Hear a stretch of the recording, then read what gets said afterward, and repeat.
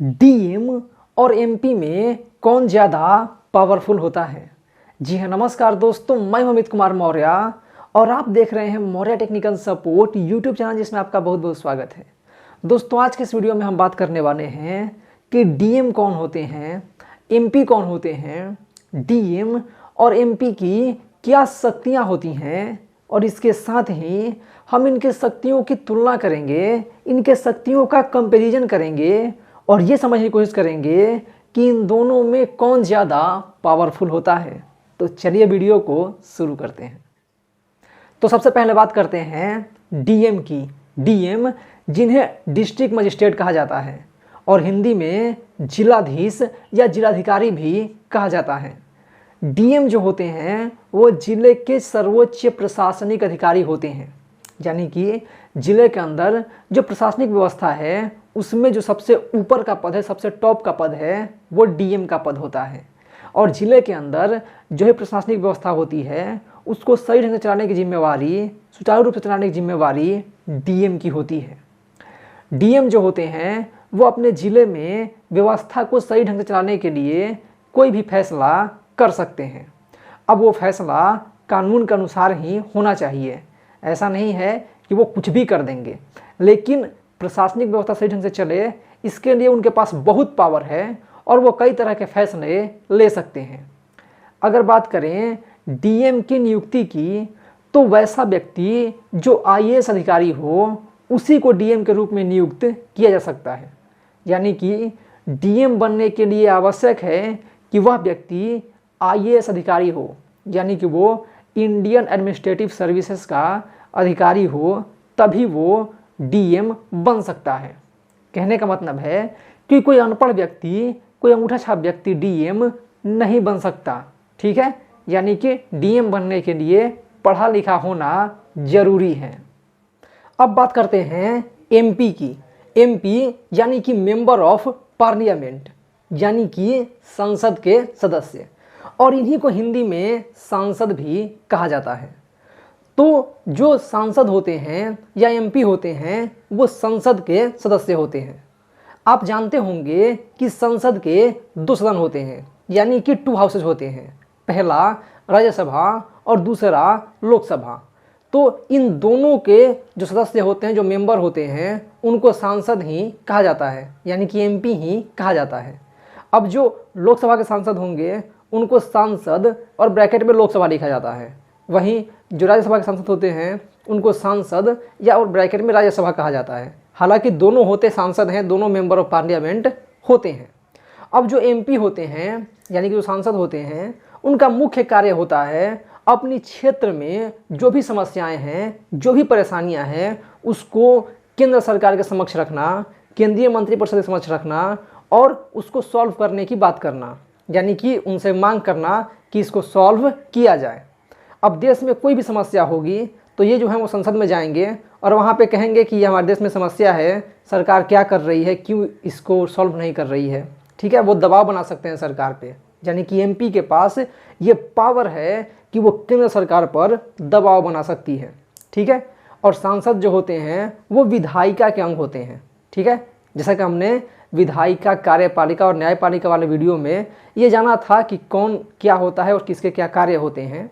तो अगर आपने वो वीडियो नहीं देखा है तो यहाँ से देख लीजिएगा, निकाय बटन पर क्लिक करके देख लीजिएगा। तो जो सांसद होते हैं उनका मुख्य कार्य होता है अपने क्षेत्र का विकास करना और जो भी उनके क्षेत्र में परेशानियां हैं उसको केंद्र सरकार के समक्ष रखना। अब जो सांसद होते हैं वो केंद्र सरकार में मंत्री भी बन सकते हैं। ठीक है, यानी कि जो व्यक्ति सांसद है वो प्रधानमंत्री बन सकता है या केंद्रीय मंत्रिपरिषद में जा सकता है, यानी केंद्र सरकार में मंत्री बन सकता है। अभी जितने भी सांसद हम देखते हैं उन्हीं में से कोई व्यक्ति प्रधानमंत्री होता है, कोई व्यक्ति केंद्र सरकार में मंत्री होता है। ठीक है, हालांकि अगर कोई व्यक्ति सांसद नहीं है तो भी वो केंद्र सरकार में मंत्री बन सकता है, लेकिन वो 6 महीने तक ही मंत्री रह पाएगा। 6 महीने के अंदर उसे सांसद बनना होगा, तभी वो केंद्र सरकार में मंत्री बना रह सकता है। इसलिए अगर कोई व्यक्ति केंद्र सरकार में मंत्री बनता है तो उसके लिए आवश्यक हो जाता है कि वो सांसद बने। ठीक है, तो जो व्यक्ति सांसद बन चुका है उसके पास ये ऑप्शन है कि वो केंद्र सरकार में मंत्री भी बन सकता है। ठीक है, या फिर प्रधानमंत्री भी बन सकता है। हमारे अभी जो प्रधानमंत्री हैं नरेंद्र मोदी जी, वो वाराणसी से सांसद हैं, ठीक है। तो सांसद होना जरूरी है केंद्र सरकार में मंत्री बने रहने के लिए। अगर बात करें सांसद की चुनाव की, तो कुछ सांसद का चुनाव होता है, कुछ सांसद मनोनीत होते हैं। लेकिन सांसदों में अगर आप एक चीज़ देखिएगा तो इसमें लोकसभा के जो सांसद होते हैं उनमें तो लगभग सभी सांसद जो होते हैं वो कोई भी व्यक्ति बन सकता है, ठीक है। यानी कोई व्यक्ति अनपढ़ है, पढ़ा लिखा है, इससे कोई मतलब नहीं है। कोई भी व्यक्ति चुनाव लड़ सकता है लोकसभा का और सांसद बन सकता है। वहीं अगर बात करें राज्यसभा की, तो राज्यसभा में कुछ पदों को अगर छोड़ दिया जाए तो बाकी जितने भी सांसद होते हैं वो भी बिना पढ़े लिखे व्यक्ति भी बन सकते हैं, ठीक है। यानी कि सांसद बने रहने के लिए या सांसद बनने के लिए यह आवश्यक नहीं है कि कोई व्यक्ति पढ़ा लिखा ही हो। अगर पढ़ा लिखा है तो अच्छी बात है। और राज्यसभा के कुछ पद ऐसे हैं जिसके लिए पढ़ा लिखा होना एक तरह से ज़रूरी माना जाता है, लेकिन कोई खास ज़रूरी नहीं है कि वो पढ़ा लिखा ही हो, ठीक है। अब बात करते हैं कि डीएम और एमपी में कौन ज़्यादा पावरफुल होता है। तो जो डीएम होते हैं उनकी पावर अपने ज़िले के अंदर होती है, यानी कि ज़िले की विधि व्यवस्था को देखने का काम इनका होता है। वहीं जो एमपी होते हैं इनका पावर अपने क्षेत्र में होता है और इसके साथ ही वो पूरे देश की समस्या को लोकसभा में या राज्यसभा में उठा सकते हैं। यानी कि देश से जुड़ी हुई कोई भी समस्या होगी तो उसको वो संसद में उठा सकते हैं और केंद्र सरकार पर दबाव बना सकते हैं। तो डीएम के अपने पावर्स हैं और एमपी के अपने पावर्स हैं। डीएम जो है वो कार्यपालिका के अंग हैं, जबकि एमपी जो हैं वो विधायिका के अंग हैं, ठीक है। तो अगर मान लीजिए कि कोई डीएम है वो कोई गलत काम करता है या अपने कार्यों को सही ढंग से नहीं करता है, तो ऐसी स्थिति में जो एमपी होते हैं वो सरकार पे दबाव बना सकते हैं कि ये जो डीएम हैं वो सही ढंग से काम नहीं कर रहे हैं या फिर ये जानबूझकर गलती कर रहे हैं, इसलिए इनको पद से हटा दिया जाए और इनके खिलाफ कार्रवाई की जाए। इस तरीके का दबाव जो एमपी हैं वो सरकार पे बना सकते हैं, मंत्रियों पे बना सकते हैं, ठीक है, और उसके खिलाफ कार्रवाई करवा सकते हैं। वहीं अगर मान लीजिए कि कोई एमपी जो हैं वो गलत काम कर रहे हैं, वो जिले में अराजकता फैला रहे हैं, तो ऐसी स्थिति में जो डीएम होते हैं वो इनको अपनी कस्टडी में ले सकते हैं, इनको अरेस्ट कर सकते हैं, ठीक है। क्योंकि ज़िले के अंदर डीएम की बहुत सारी पावर्स हैं, ठीक है, और प्रशासनिक व्यवस्था सही ढंग से चले इसकी पूरी जिम्मेवारी इनकी है। तो इसके लिए अगर कोई एमपी गलत काम करते हैं, ज़िले के अंदर अराजकता फैलाते हैं, असामाजिक तत्वों को बढ़ावा देते हैं या फिर कोई दंगे फसाद करवाते हैं, तो ऐसी स्थिति में डीएम के पास ये अधिकार है कि इनको कस्टडी में ले लेंगे या फिर इनको अरेस्ट कर लेंगे, ठीक।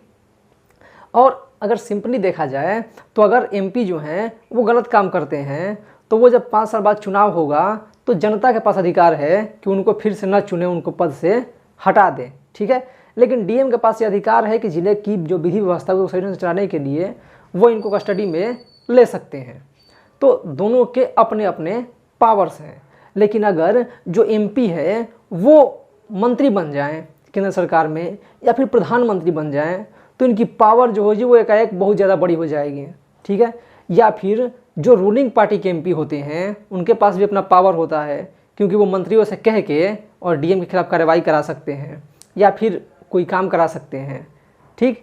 लेकिन अगर सिंपली देखा जाए, अगर डीएम और एमपी में देखा जाए तो डीएम के पास एमपी से अधिक ताकतें मानी जाती है ज़िले के अंदर, ठीक है। और वहीं जो एमपी होते हैं उनके पास भी पावर्स हैं, लेकिन वो विकास से जुड़े हुए पावर हैं। अगर वो चाहें तो डीएम के खिलाफ कार्रवाई करा सकते हैं, ठीक है, लेकिन इनका मुख्य काम जो होता है वो विकास करना होता है। और जो एमपी होते हैं वो पढ़े लिखे या अनपढ़ कोई भी व्यक्ति बन सकता है, लेकिन जो डीएम होगा वो पढ़ा लिखा व्यक्ति होगा, सूझबूझ वाला व्यक्ति होगा, क्योंकि वो आईएएस अधिकारी होगा। इसलिए ये मान के चलिए कि जो आईएएस होते हैं या डीएम होते हैं वो ज़्यादा पावरफुल होते हैं प्रथम दृष्टया अगर देखा जाए तो। लेकिन अगर कोई एमपी है और वो केंद्र सरकार में मंत्री बन जाता है तो उसकी पावर एकाएक बढ़ जाएगी, ठीक है।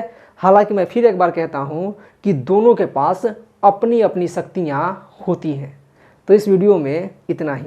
उम्मीद है आपको वीडियो पसंद आई हो। अगर वीडियो पसंद आई हो तो लाइक का बटन जरूर दबा दें और हमारे वीडियो छोटा शेयर कीजिए ताकि सब तक के महत्वपूर्ण जानकारियाँ पहुँचती रहें।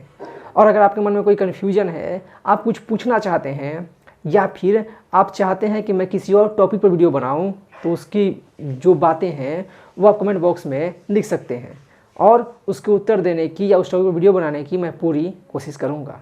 तो इस वीडियो में इतना ही। वीडियो को पूरा देखने के लिए बहुत बहुत धन्यवाद।